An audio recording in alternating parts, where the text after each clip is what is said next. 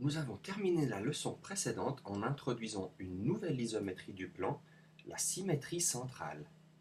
Nous terminons de l'étudier dans ce petit film.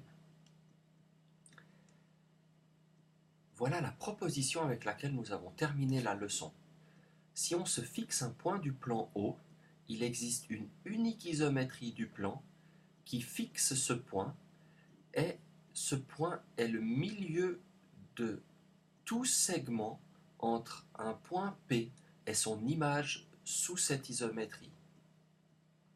Ceci veut dire que dans la pratique, pour construire l'image d'un point P différent du point O, il suffit de tracer la droite PO.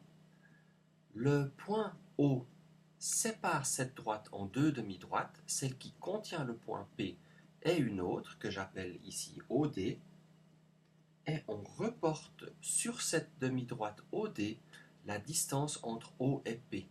Ceci détermine le point SO de P, le symétrique du point P par rapport au centre O. Donc, pour faire une petite illustration à main levée de cette situation, on se représente cette marche à suivre en 3 points de la façon suivante. J'ai un point O et j'aimerais construire l'image d'un point P différent de O. On commence par tracer la droite OP. Celle-ci détermine deux demi-droites. Je veux dire le point O détermine deux demi-droites. Celle qui contient P et une autre OD. Je reporte la distance entre O et P sur cette autre demi-droite et ceci me détermine le symétrique de P. Cette isométrie est donc appelée symétrie centrale de centre O, ou aussi demi-tour de centre O. Nous verrons plus tard qu'il s'agit d'un cas particulier de rotation. Un peu de terminologie. Une figure admet un centre de symétrie si elle est transformée en elle-même par la symétrie par rapport à ce centre. Par exemple, tout point S d'une droite est centre de symétrie de cette droite. Si j'ai une droite D, n'importe quel point est un centre de symétrie, puisque nous venons de voir par construction, cette droite est envoyée sur elle-même par la symétrie de centre S. Un peu plus intéressant, le point d'intersection de deux droites concurrentes est un centre de symétrie de cette croix. Alors, vous avez la place de faire cette illustration ici dans vos cahiers. Voici deux droites, D et E. Le point d'intersection S est un centre de symétrie de cette croix, puisque la symétrie centrale de centre S transforme E en E et elle transforme D en D. Elle transforme donc la croix en elle-même. Et pour terminer, voici une proposition qui résume les propriétés essentielles de la symétrie centrale. Toute symétrie centrale est son propre inverse. Ceci veut dire que quand je compose la symétrie centrale avec elle-même, on retombe sur nos pieds, on trouve l'identité. La symétrie centrale transforme une droite qui passe par le centre de symétrie en elle-même. Et enfin, le seul point sur lequel il va falloir travailler un peu, elle transforme une droite qui ne passe pas par le centre de symétrie en une droite qui lui est parallèle, et c'est pour ceci que l'étude du parallélisme est liée à celle des symétries centrales. Démontrons ces trois propriétés. La première est claire par construction. La symétrie centrale transforme un point P en un point qui se trouve à la même distance de O, le centre de symétrie, que P, mais sur l'autre demi-droite déterminée par O, sur la droite OP. Ainsi, puisque P est donc à la même distance que son symétrique de O, l'image du symétrique de P est P lui-même. Le deuxième point est aussi clair par construction, on en a déjà parlé d'ailleurs. L'image d'une droite qui passe par le centre de symétrie est cette même droite, puisque dans ce cas-là, O est un centre de symétrie de cette droite, et il reste donc à démontrer le troisième point et comprendre quelle est l'image par une symétrie centrale d'une droite qui ne passe pas par le centre.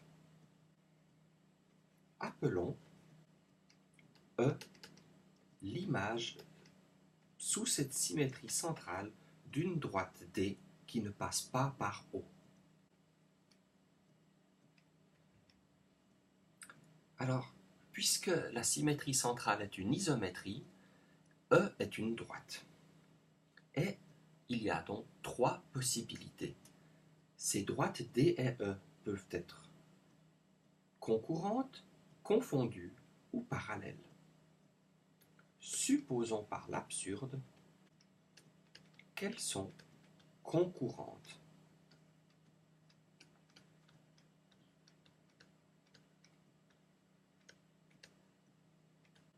Ceci signifie qu'elles ont donc un point en commun. Appelons A ce point ou l'un de ces points. C'est donc un point qui est à la fois sur D et sur E. On peut donc se représenter cette situation comme suit. Faisons un peu de place dans l'illustration pour pouvoir continuer ici. J'ai ma droite D, j'ai mon centre de symétrie ici, et j'ai une droite E qui a un point en commun, A, qui est à la fois sur D et sur E. Alors j'affirme que l'image sous la symétrie centrale est aussi sur D et sur E.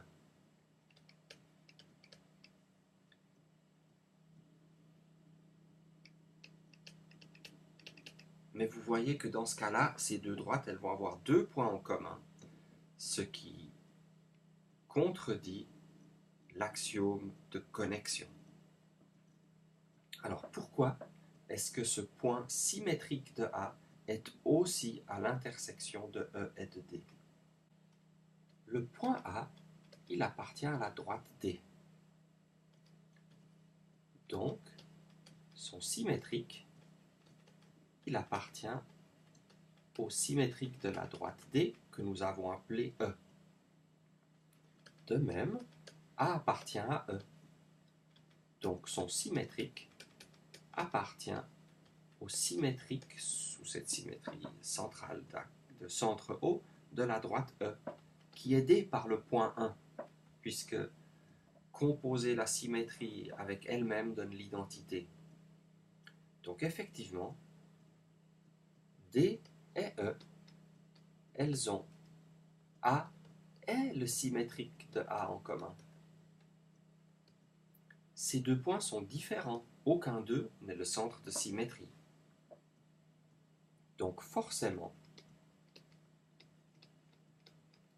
D et E doivent être confondues si elles ont deux points en commun. Elles ne peuvent pas être concurrentes, elles doivent être confondues par le premier axiome de connexion. Une droite, elle est complètement déterminée par deux points de cette droite. Bon, j'ai ici D qui ne passe pas par le centre de symétrie et je me demande, est-ce que D peut être confondu avec cette droite E, l'image sous la symétrie centrale? Alors, abaissons la perpendiculaire,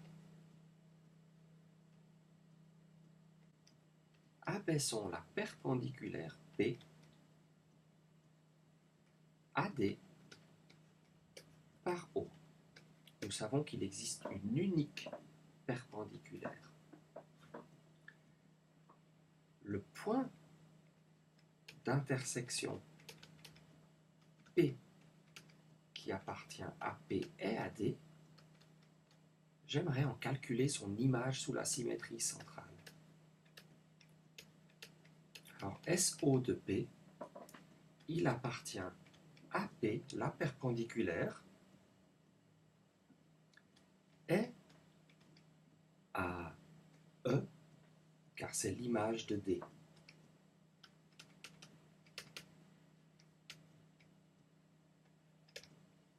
Ah, mais alors, l'image du point P doit être P.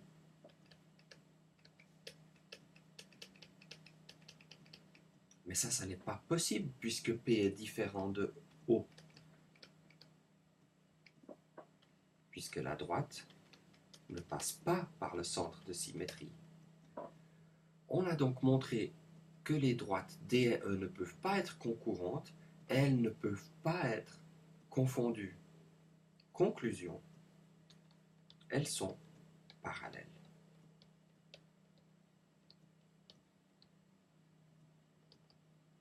Et ceci termine la démonstration.